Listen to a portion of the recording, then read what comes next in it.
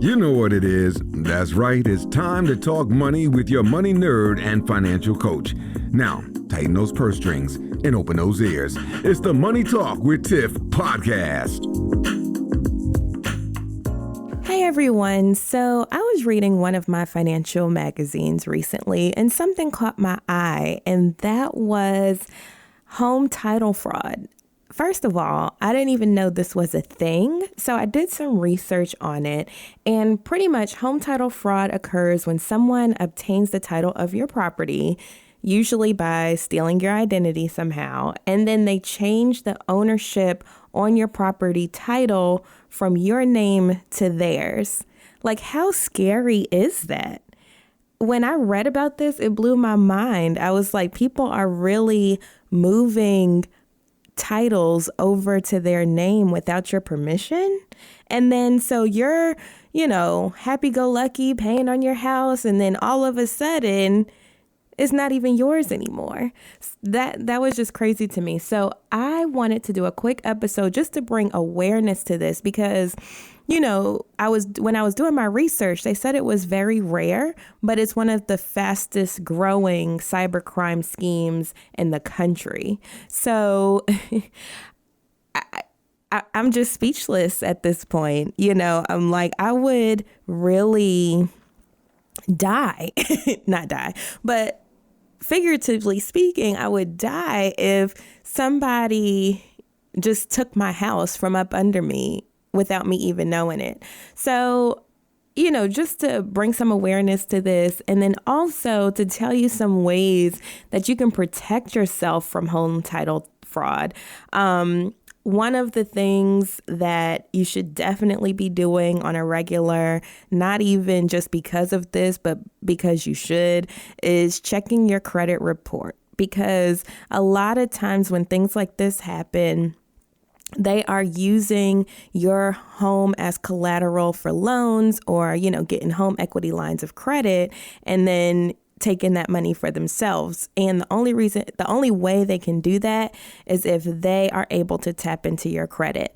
So I highly recommend getting a credit freeze on all three bureaus. If you are not looking to, apply for any type of credit, apply for cars, apply for houses, whatever, go ahead and freeze it. I mean, it's very easy to unfreeze, so don't be scared. But I have had my credit reports frozen for at least like 3 years now. And I'll probably do a blog post about it, just taking you step by step on how to do it. But it's so helpful because things like this, where people are taking loans out in your name or using your identity for things, going to the doctor with your name, I've seen before. None of that stuff can happen when your credit is frozen.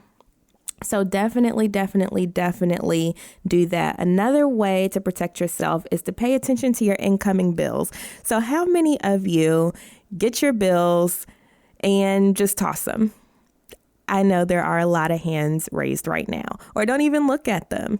I will say I open up every single piece of mail that comes to my house, and if it has something with my name, address, or any other pertinent information, which is practically everything, I go ahead and shred that bad boy because I don't have time for that. I don't have time for somebody to go through my trash and get my information out the garbage or, using my information and I have no idea what's going on. I don't have time for it. So I highly recommend that you go ahead and open up every single piece of mail that comes in. Make sure that your bills are correct, because people can add stuff to your bills and you not even know about it. I look at every single bill that comes through my house because I need to make sure that I'm paying what I'm supposed to. And then also you can make sure you're catching the cable company, the phone company, whomever, when they try to raise your prices every year. No. None of that goes on in Tiffany's house because I check every single bill. And as soon as I see it, I'm on the phone calling. So, but I digress. The important part here is to make sure that you're looking at all your bills. making sure you're getting your credit freezes. Make sure you check your home information. Make sure what's in the county's deed office is correct every so often. Just make sure nothing has changed, because wow, this just blows my mind. I don't believe people are really doing this, but they're only doing it because they can. You know what I mean? So awareness is the first order of defense when any of these things come up. So if you have ever had a situation where you were,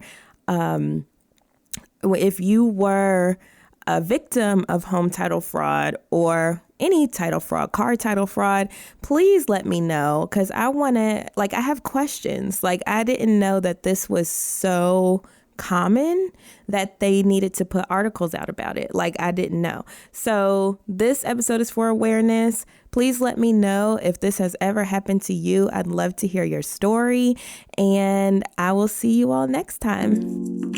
Thank you for listening, joining, and being a part of the Money Talk with Tiff podcast this week. You can check Tiff out every Thursday for a new Money Talk podcast.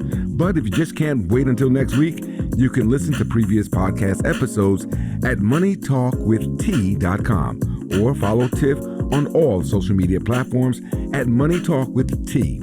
Until next time, spend wise by spending less than you make. A word to the money wise is always sufficient.